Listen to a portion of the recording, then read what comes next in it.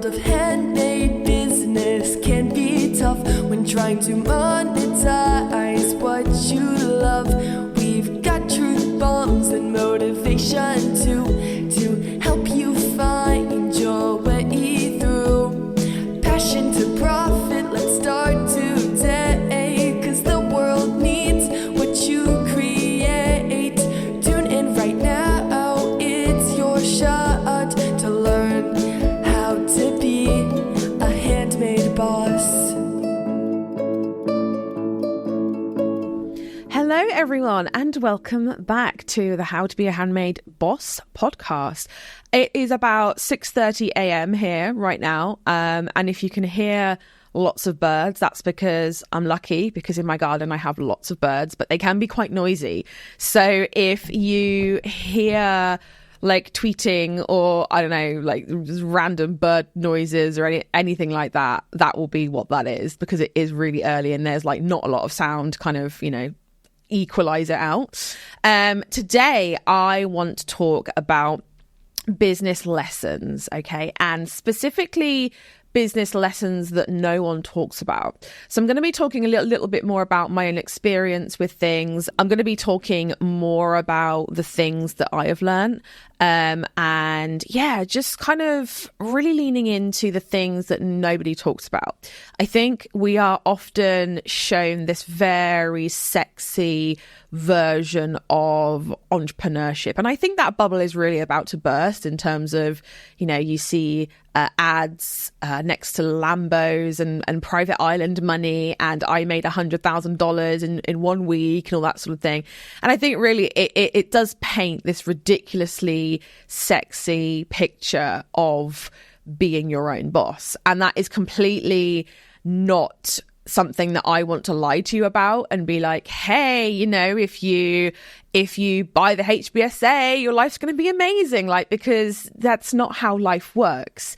And that's probably not going to be your experience. You're still going to be you. You're still going to have your problems. You're still going to have your ups and downs, but there just might be more money behind you to make you more of who you already are, or help you a little bit more with your problems. So that's one thing that I personally, a little like bonus lesson, I guess, that I have learned is that, when I was younger and I started my handmade jewellery business, how old was I? It was 2016. So I was 23, I think, 22, 23 years old. And that's if my maths serves me. My maths is terrible. So assuming 22, 23 years old. And I honestly, it was very much in this hustle era of this budding. And I still think that back in 2015, 2016, it was still like this brand new kind of face of being an entrepreneur on the internet. No matter what you sold, no matter what you did, it was still this amazing, I'm going to go jet skiing on a Tuesday afternoon and my boat can sleep 78 people and, all this kind of stuff, right? So I think for me, the first lesson was that you actually have to work harder than perhaps you've ever worked in a full-time job. Especially in the first year to 2 years. For me, I still think a business is still new. In my experience, under the 2-year mark, I still think a business is still very, very new. And within that time, you are learning all of these hard things, which, one of them will inevitably be entrepreneurship is not always sexy, right? So kind of going off of that, what makes it unsexy is all of these lessons that I've learned. So every single Christmas day, obviously I don't write it on Christmas Day, but every single Christmas day, I will write a Handmade Boss's Christmas letter. And basically it's a very personal, behind the scenes, I go to my local coffee shop and I sit there for 3 hours and I write it. And it's basically me doing like a word vom on the page of everything that I've learned in the past year. Now, it can be nothing to do with handmade business. It can be, it can have a lot to do with it. But it's basically just me being like, this is what I've learned. Yeah. So I'm kind of going to be like kind of referencing those. And if you're not part of the email list, then I'd recommend you do, because these letters alone are probably worth their weight in gold in terms of you not making the same mistakes, or at least being aware of them, right? I wish I had something like this, someone being real and open and honest when I first started out, because perhaps I wouldn't have made all of the mistakes that I have made. You could argue that you have to make them in order to learn the lessons, but certainly from my point of view, it would have been nice if somebody warned me. So that's exactly what I'm going to be doing for you today on this episode. So the first one is that shiny object syndrome is a business killer. And I might do a podcast episode talking much more about this. And by the way, talking on that, I would love it if you could DM me on Instagram. That's my home hub. That's where I spend the most time. And letting me know what you would love for me to do a podcast episode on. Like what would you like for me to talk more on? It doesn't have to be SEO. It doesn't have to be photos. It doesn't have to be anything like technical. It can literally be anything to do with business. So hit me up. I would love to hear from you. So like I said, shiny object is a business killer. And back in 2022, when I really learned this lesson, it was a humdinger. Like, we had a hectic year. I mean, to be fair, this year, and as of recording this, it is 2024. So you might be listening to this in like a year's time, 2 years time, 3 years time, in which case, hi, future you. But for me, and I think for a lot of people, I get really uncomfortable when things are quiet. Now, that might not be sales or revenue, but it could be like my calendar gets quiet. And it's funny because I'm always like, I want spaciousness, I want freedom, I want to be able to, have that free time. But when I do get the free time, it makes me uncomfortable. I don't know why. I think it's this switch in my brain that I'm still yet to turn off, which is like, I have to work hard to earn money, And newsflash, my income has increased dramatically, from 2020 to 2022 to now, like, it doesn't matter how much extra money you make, those mindset problems and those issues are still going to be there. And again, that is something that I've learned. So I felt like I always had to be useful. And that to me looked like by mid-March, we had so many projects running simultaneously all the time that it was literally like insane. I was creating products, I was creating courses, I was creating freebies, I was creating content.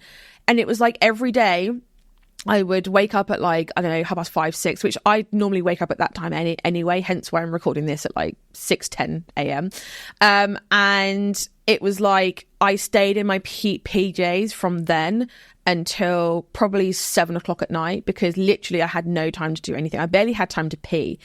And obviously, like, there is a point where you get to that and you're thinking, this is not worth it. So the lesson here is to stick with what you do best. And, you can outsource the rest if you want to. And that is ultimately what I decided to do from kind of 2022 onwards, was to outsource things that were not in my zone of genius, that were not in my wheelhouse. Obviously, there are some little things like, we use Asana, the free version, which is amazing. And we literally run our entire business off of Asana. So every team member has access to it. We all know who's doing what, who's in when, who's off when. It's amazing. Asana is great. It's ASANA. Not sponsored. I just love it. And obviously, there's always going to be things where you have to like delegate that to a member of staff or I don't know, something along those lines, right? But for the most part, I only want to be doing like 3 things. And that is creating content, that is coaching, like doing lives, coaching calls, helping people, or creating products or things that can help people. In reality, those are the only 3 things that I like to do, that I want to continue doing. Now, like I said, I'm not at that level yet where I have like a Gary V level team behind me that's always documenting everything that I do. I don't want that. I don't have that. And that's fine with me. But, there is help around me. And I do really think that as long as you stick at what you do best, even if you don't have the money, the time, the energy to hire out things, I think just until you do, keeping your business very, very simple and streamlining everything, putting the blinders on and streamlining everything, it really only takes one business to get to 100K a year, because that's what I did. I only had the handmade jewellery, and really my product catalogue was 2 products. Obviously variations of, but really there was 2 main products that got me to that point. I did have more. My God, did I have more? But it wasn't until I learned this lesson. Well, I thought I'd learned it back in 2016, 2017, but obviously, things rear their head around again, which I'm going to be talking about in my next point. But it was literally, I just streamlined the heck out of it. And I got rid of everything else that was noise, that was mess, that was chaos. And I just focused my energy on the 2 products or product types that sold well for me. In 2017, 2018, I introduced a 3rd product, and that went well for a while, but ultimately it caused me to burn out when when Handmade Bosses was kind of running, and I had the jewelry as well, and it caused me to put my shop on vacation mode for a long time because I was just so burnt out trying to run them both. And again, it is really up to me to learn my own damn lesson, to be like, Steph, it just takes one, and that's all you need. It just takes one business. It just takes 1 or 2 particular product types. And for me, obviously, they were both jewelry. And to be honest with you, I only really sell necklaces. Anything else doesn't really do as well. So it's really niche down. Okay. So if you're someone who has like multiple products and, that requires different supplies, that requires different marketing, that requires listing different things, have a little think about it and be like, okay, so what are the products that always sell well for me? Okay, it's this, or this, right? What is the most profitable version of that, and how can I lean more into that so that I'm not making it difficult and I'm actually getting out of my own way? I heard that phrase a lot, getting out of my own way, and I didn't really understand what it meant until this, where it's like, why do we overcomplicate things?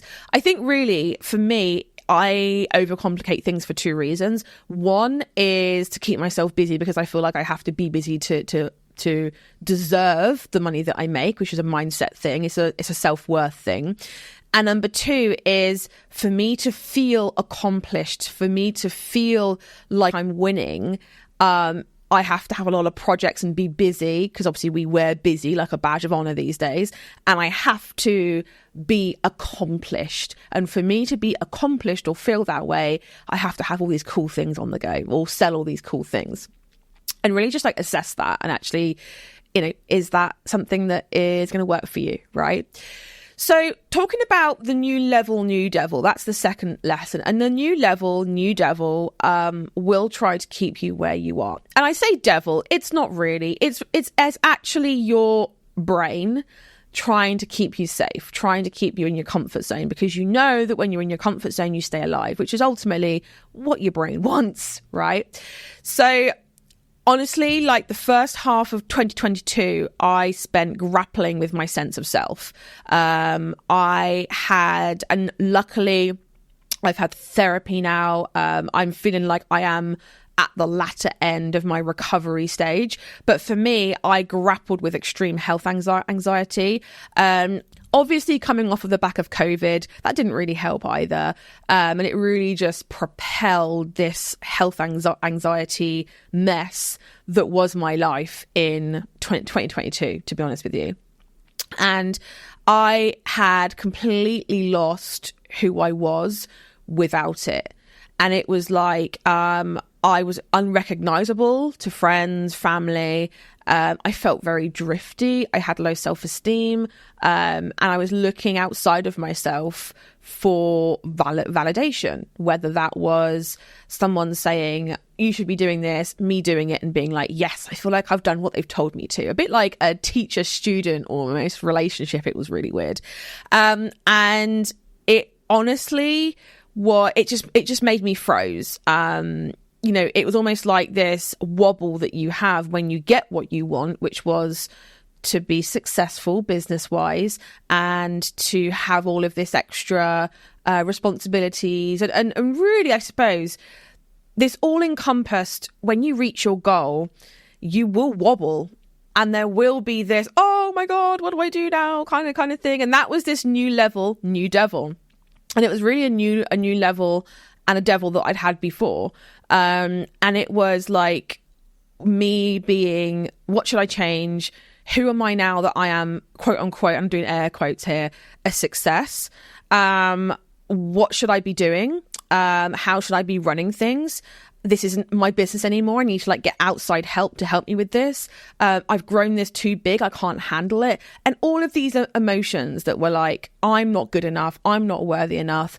I can't do it. And it was really something that I think it came from this little girl mentality. And just like a backstory here, as a kid, and this is one of my, I don't want to say triggers because that in itself is such a trigger word, but it was always one of my triggers that because I was the youngest in my family, I didn't grow up with any kids. So I was always the youngest. And therefore I was always referred to as, oh, she's the baby of the family. And whenever there were important decisions, I was always kind of ushered out of the room to let the adults talk. And it was something that back in 2022 was an issue that reared its head because I was all of a sudden, I was the baby in my own business, So literally new level, new devil. Just be aware that I think when you reach that level, whatever that is for you, that could be 6 figures, that could be $500,000, that could be $1 million, whatever. When you get there, there will be things that your brain, these red flags that your brain will be like, oh my God, this is not safe. This feels weird. This feels like it's on shaky ground. I'm going to throw all these things in her face to be like, ah. So it really, in the end of 2022, it really stunted my business growth because I was, and I say stunted, look, in the moment, it felt really annoying because I was like, oh, I could have done so much more.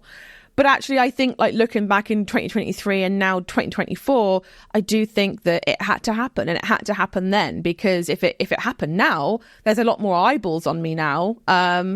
And it would have had a bigger impact on maybe you guys. So I think that is a big business lesson. And honestly, if you stop listening now and you have that as your main takeaway from this, then so be it. But don't stop listening because there's going to be more business lessons coming up. So, number 3, not all money has to have a serious business purpose. And this is really to do with my own money mindset. So I am someone who is really, I meticulously am right, I'm going to plan every pound, every dollar. And I really want to make sure that everything is being spent on things that I'm going to make some kind of return on. While that's a great business mindset to have, it's not really great in your own life. You can't go and treat yourself to a bath bomb and expect to see some level of ROI, return on investment, for that. You can't go and treat yourself to lunch and again see the same thing. And it was kind of it was weird. I was in this kind of poverty mindset when it came to my own life, but in business I was like, yes, all the ROIs, let's spend, let's get some money in, let's and it was really weird. And it was almost like I had to work harder if I had a day off, or bought myself lunch, or a new pair of boots, or even a replacement car.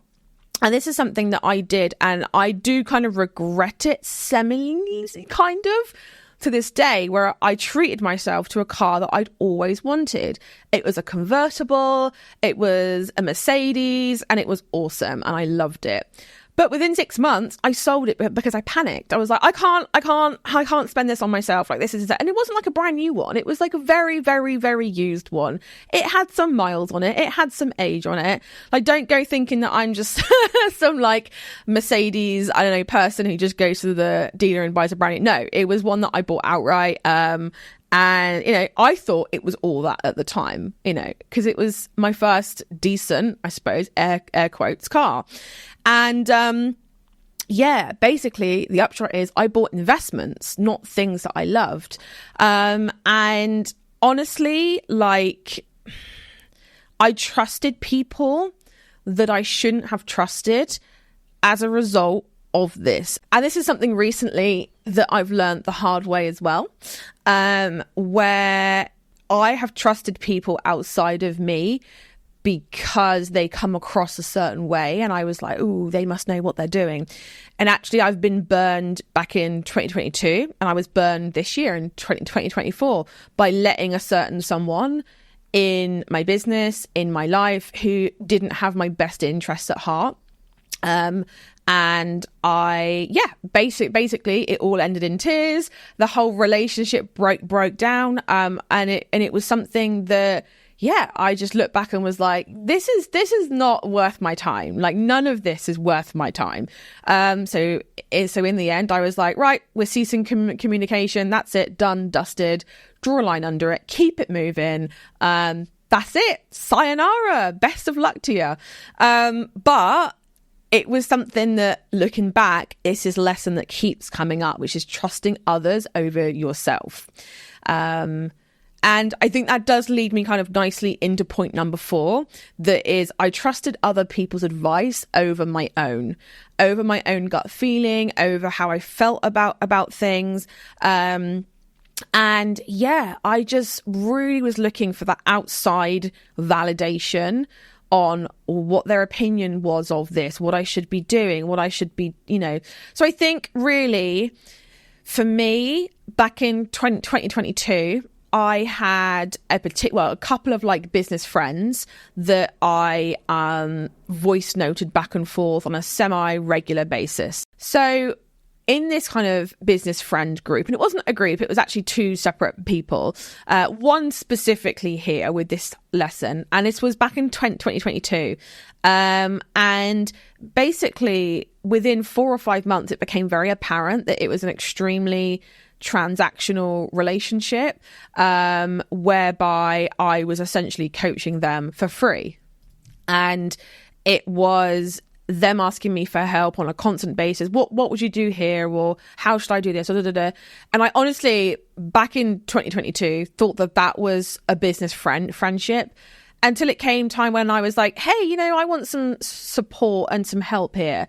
And they were nowhere to be found. So the lesson here is to check your tribe. Make sure that the people around you are making you feel supported. Make sure that the people around you are making you feel heard.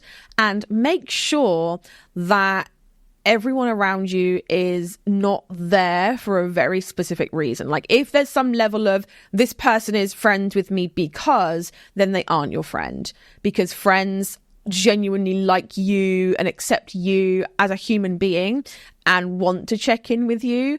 Whereas if people are there just to get things off of you and out of you, then they are not your friend. And I would strongly advise reassessing things. It doesn't work. It won't work. Distance yourself from people like that. I have gotten countless DMs, emails, messages from you guys that have had a friend like this, who has eventually ended up copying your work.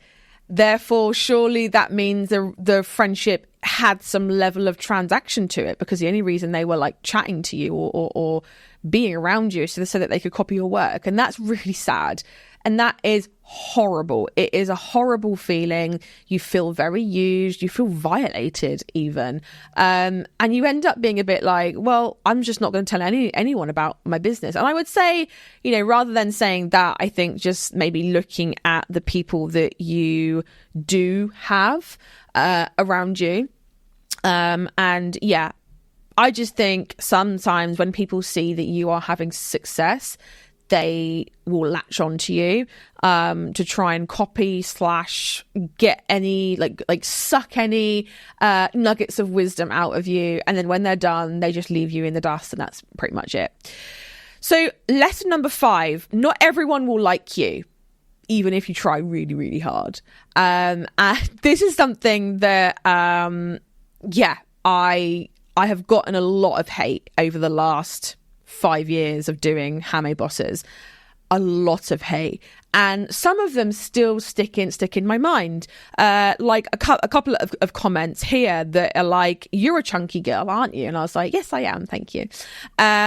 You're being paid by Etsy to say this. People like you are like people like you are what's wrong with the world. That was another one. I'd rather listen to a man, and yes, that was a literal comment that I got. This live was a waste of time. You look like SpongeBob, and frankly, that one did make me chuckle. There are some more here that have like swear words in, but I won't mention those in case there are like young ears listening in, but you can probably imagine.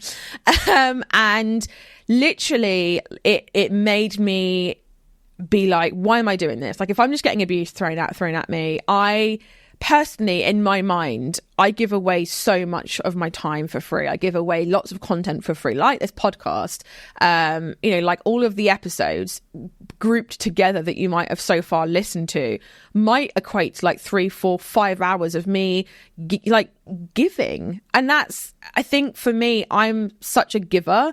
And I'm in such like a giving nature. I really like to help people, and I really like to make sure that everyone is okay around me. And sometimes that's to my own detriment, because obviously I put everyone else's needs before my own. And again, that is another lesson. That's for another day. But when you get like abuse thrown at you, you automatically assume that everyone hates you and everyone feels like this. They're just not saying it. And that is really something, and I started to take on their suggestions. I started to manipulate my time, my finances, my sense of self, my physical appearance to try and fit in with what people wanted from me. And it exhausted me. And also what ended up happening is that I actually abandoned the people who loved my regular stuff, who connected with me for me, who loved who I was because I looked a certain way or acted a certain way or spoke a certain way or anything like that. And honestly, it was just not constructive. And now what I do is I obviously have the team in place to be able to read these comments and kind of delete them. But now we actually kind of laugh about them within the team. And if there is a particularly funny comment, like someone said to me, "Your British accent is fake," I was like, okay, fine. And we just kind of laughed about it within the team, and we're like, okay, whatever. And I think the more hate comments that I've gotten, the more experience I've had with this, the more I've been been able to brush it off. And I appreciate the first few that you get. Certainly a no walk in the park. You do end up feeling like a waste of space and like you failed and everything else, and everyone hates you. It's like the whole playground thing all over again, right? But the lesson here is unsolicited feedback, I'm doing air quotes here, should only be listened to if it comes from a place of love. It is never a true reflection of you. And feedback said with love is not people who leave a nasty comment, people who, express how much they dislike this, and this in a really over the top way. It is someone who says, "Hey, I really enjoyed this. However, I would like it if," or "Hey, just to let you know, I personally think that the product would be better if." It is not someone who is like, "You look like SpongeBob." It is not someone who is out to hurt you, and the only reason the keyboard warrior is there in the first place is to hurt you or get a reaction out of you or whatever else. And I think also as well, ignoring them and just being like, okay, because those people are doing that because they want some kind of reaction out of you. I think the best one is on a semi-recent live, we had a troll on Instagram, and it was the funniest thing because I ignored the comment and I ignored the next comment and I ignored the next comment. And in the end, they were like capital letters. "Why are you ignoring me?" Obviously, the team blocked them in the end, and it was fine. But it did make me chuckle, and it definitely was a physical representation of they just want love, they just want attention. That's all they want. And at the end of the day, if you give it to them, you're just pandering to what they want. So I think just understanding that not everyone will like you, even if you try really hard, and that's okay. That's actually the balance of life, and that's how it's supposed to be. Lesson number 6 was, and probably the last one I'm going to focus on in this episode, just because it's getting quite long. I will cover the rest of them in another one, like a part 2 almost. Number 6 is focus and consistency is the true secret to sales. And I think when people hear this, when I say it, they are disappointed and they're just like, okay. I was kind of hoping you were going to tell me it was some photo hack or product creation hack or attributes or SEO or something like that. And honestly, it is literally just focus, consistency on the right things, of course, not trying to focus on everything, because if you're trying to focus on everything, you're not focusing on anything. And I do get asked this a lot, like, what is the one thing, Steph, that I can do to make sales? And I hate to break it to you, but it's probably something that you've been ignoring because it's boring. And that is focus and consistency. It's what wins the race. At the end of the day, not everyone has it in them to have the focus and the consistency. So therefore, when you are putting your blood, sweat and tears into a business, a product line, your social media, whatever, it's the little things that you're doing every single day that build on top of one another, a bit like compound interest in a bank account. It's those little things that you do every day that might seem small to you in that moment on that day, but when you're adding them up over the weeks, the months, the years, they are huge. And then that's when people go, you're an overnight success. And you're thinking, no, I've just been doing this for 2-3 years, every single day, doing a little bit, And I think that you really do win by just doing a little thing every day. And it's something that I do see a lot of people who are full in for a week and then they burn out and then they do nothing for 3 weeks. Full in for another 2 weeks and then they burn out, so they do nothing for 4 weeks. And that is honestly how I see some Etsy shops being run, some social media accounts being run, some email lists being run, some businesses as a whole being run, is that it is all or nothing. And if you are in that cycle right now, break out of it by committing to doing 1 to 3 small things a day that will move the needle just a little tiny bit. Fight that urge to do more and have more and be more.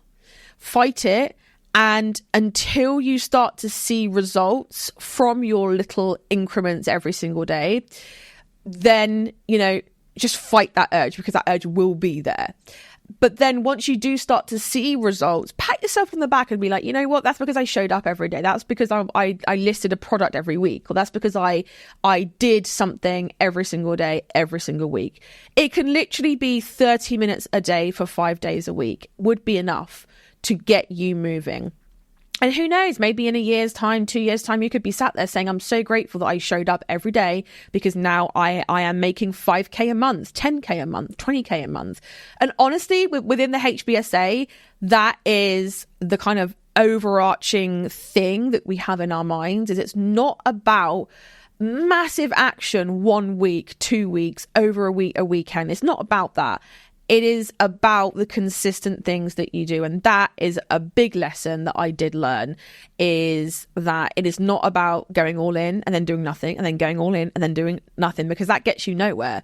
That is literally like taking 2 steps forward and 3 back constantly, which is probably why you might be stuck at this certain income level, stuck at this product listing level, whatever that looks like, stuck at the follower level, insert thing here, right? And I would literally say to you, what are 3 things that you can do, simple things, every single day for 30 minutes to an hour that are going to get you moving? Start with that. Maybe you might do that for 2-3 months, then end up being like, you know what, I could probably up this to an hour and a half or 2 hours a day. Then that's going to get you to where you need to go a little bit faster. But it is about those compounding things, okay? So I am really grateful that you joined me today. One little favor that I would ask of you is if you wouldn't mind leaving me a review on Apple Podcasts. It really just helps this podcast to get seen by many more people and to help many more people a bit like you out there. And again, I would love to hear from you on Instagram DMs, and I will catch you in the next episode.